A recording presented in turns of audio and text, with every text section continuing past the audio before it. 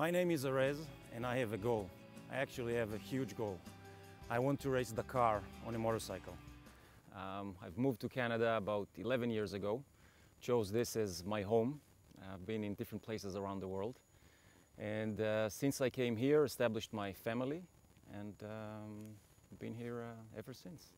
And then November 18th, 2010, everything changed. I was fortunate enough to survive a near-fatal car accident. It was a head-on collision with a fully loaded semi-truck.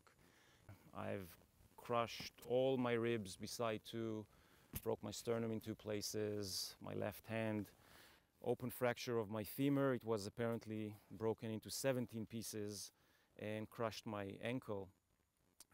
So we arrived to the hospital. I was given 50-50 chance of survival. They decided to operate. They had all the pieces of my legs, so out of 4 surgeons around the operating table, 3 said, just amputate above the knee. He's a young guy, wake up, he'll just deal with it as it is. And one doctor who I owe my leg to said, he's a young guy, we have all the pieces we need, just put him together, hopefully. You'll be okay. If not, you can always amputate later. One big experience there that showed me what is possible. I was lying in bed, wasn't able to move, felt that I'm completely immobilized, in huge pain.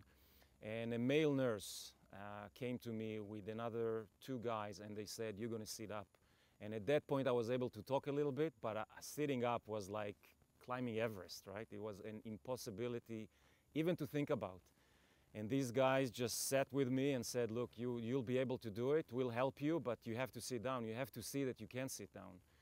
And with a tremendous effort, they helped me just sit on the bed in an angle that I can see the window.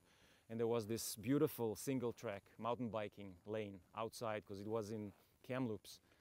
And this guy knew that I was a mountain biker as well, and he said, there will be a day you'll come out here and you'll ride again.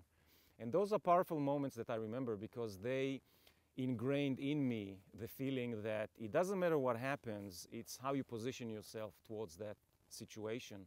And I held that thought with me ever since. And after 3 weeks, I was supposed to go home after 4 months. But recovery was in a pace that doctors were quite amazed with, and they said, you know, you're ready to go home. So I had to look to the future, and the future was basically to replace the part that doesn't work, meaning I'm going to have an elective amputation.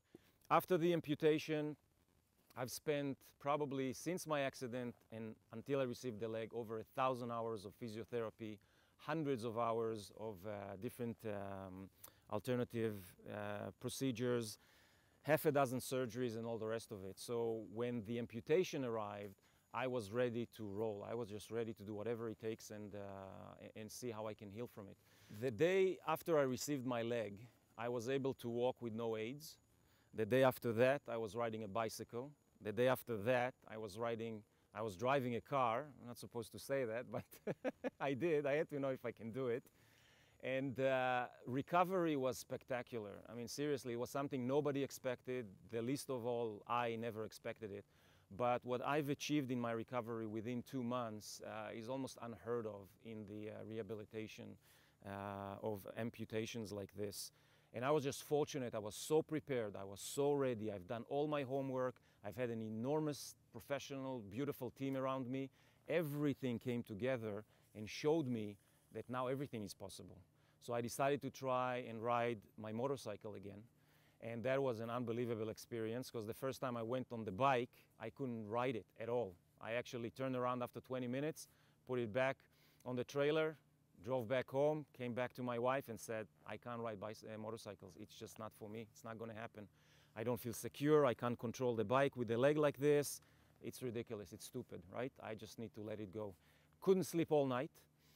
I said to myself, if I'm letting go of riding motorcycles, which is the passion of my life, it has to be a better reason. So I couldn't sleep all night, decided I'm just going to adjust the bike, put a recluse clutch on it, meaning I don't need the clutch leverage, put a rear brake, which is on the handlebars, and decided that with that setup, I'll be able to control the bike better. Went the next week, went on the trails and managed to ride for 2 hours. That decision, at that particular moment, when I was able to ride 2 hours, the Dakar dream that has always been a dream of mine for over 20 years, and after the accident looked like it will never ever happen, just kindled itself back up. And the desire was so intense, I just couldn't let it go.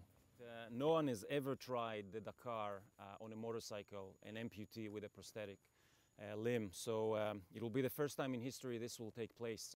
So January 2016, I'll be in Dakar. I'll be the first amputee ever to race it on a motorcycle.